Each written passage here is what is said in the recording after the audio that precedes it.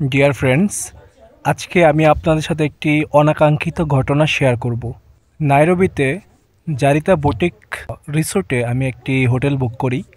তো এখানকার গার্ডেনে বসে থাকার সময় আমি একটা জিনিস খেয়াল করছিলাম যে আমার পাশে থাকা দুটো মহিলা, একজন হচ্ছে এখানকার ম্যানেজার, তার নাম মিশা, এবং আরেকজন হচ্ছে সাদা ড্রেস পরা যিনি, উনি হচ্ছে এখানকার একজন স্টাফ।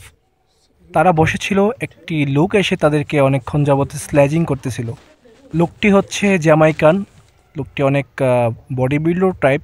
উনি অনেকক্ষণ যাবত তাদের সাথে এরকম ব্যবহার করার কারণে আমি আমার ফোন বের করে এটি ভিডিও ধারণ করি। তারপর আমি বোঝার চেষ্টা করছিলাম যে আসলে উনি তাদেরকে কি বলতে চাচ্ছে। তো পরবর্তীতে আমি অনেকক্ষণ খেয়াল করার পর দেখতে পাই যে উনি আসলে এখানকার যেই সাদা মহিলাটা ছিল তাকে সেক্সুয়ালি অফার এবং সেক্সুয়ালি অ্যাবিউজ করার মতো কিছু শব্দ বা এরকম এরকম ইঙ্গিত দিচ্ছিল। তো পাশেই ছিল সিকিউরিটি গার্ড, তারও তেমন কিছু করার ছিল না, সে শুধু এখানে দাঁড়িয়ে দাঁড়িয়ে দেখছে এবং অলরেডি পুলিশকে আমাদের পক্ষ থেকে কল করা হয়েছে এই ব্যাপারে।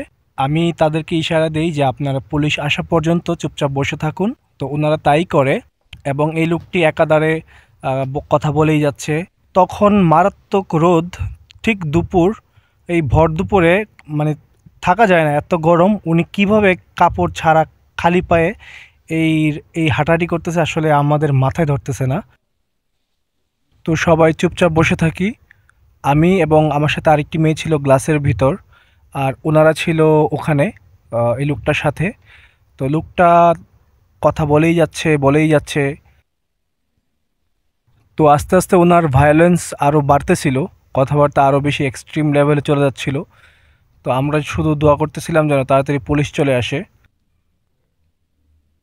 এত রোদের মধ্যে উনি হাঁটতেছে, খুব গরম ছিল। নর্মালি কেনিয়া রোদগুলা খুবই উত্তপ্ত হয়।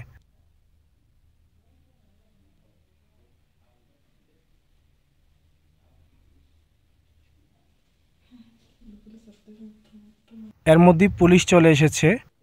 তারপর পুলিশ এসে এই লোকটিকে বিভিন্ন প্রশ্ন করে, কিন্তু মজার বিষয় হচ্ছে পুলিশ আসার পর লোকটি একদম নর্মাল হয়ে যায়, খুবই সাধারণভাবে কথাবার্তা বলে, খুবই ভদ্রলোক, মানে ভদ্রলোকের মতো। তো তারপরে আমাদের অভিযোগের প্রেক্ষিতে তাকে হচ্ছে আটক করা হয়, তাকে হ্যান্ডকাপ পরিয়ে নিয়ে যায়। যতটুকু বুঝতে পারলাম লোকটা অনেক রিচ, তার 5-6টা আইফোন ছিল। তো আমরা সবগুলো পুলিশকে হ্যান্ড ওভার করি। তো পুলিশ ইন্সপেক্টরের সাথে কথা বলে আমরা যতটুক ধারণা করি, ওনাকে আপাতত কাস্টাডিতে রাখা হবে এবং পরবর্তীতে ওনাকে ওনার দেশে ডিপোর্ট করা হবে। এই নিয়ে তাদের সাথে আলোচনা চলছিল। এরকম একটি অনাকাঙ্ক্ষিত ঘটনা ঘটে যাবে আমরা কেউ আশা করিনি। লাকিলি কোনো দুর্ঘটনা ঘটেনি বা কোনো খারাপ কিছু হয়নি, এটাই সবথেকে বড় কথা। ঘটনাটি আপনাদের সাথে শেয়ার করলাম। সবাই ভালো থাকবেন। অবশেষে লোকটিকেও নিয়ে যাওয়া হচ্ছে।